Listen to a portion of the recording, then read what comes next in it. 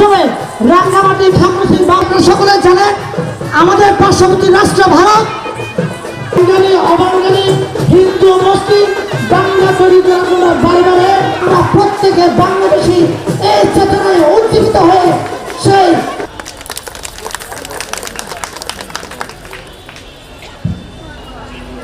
তো এ পর্যায়ে আমাদের মাঝে বক্তব্য রাখবেন সম্মানিত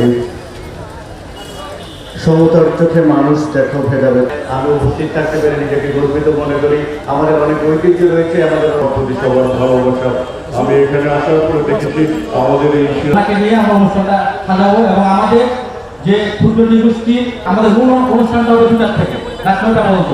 তো বাচ্চাদেরকে অনুরোধ করবো উদাহরণ আমন্ত্রিত করেছেন আমাদের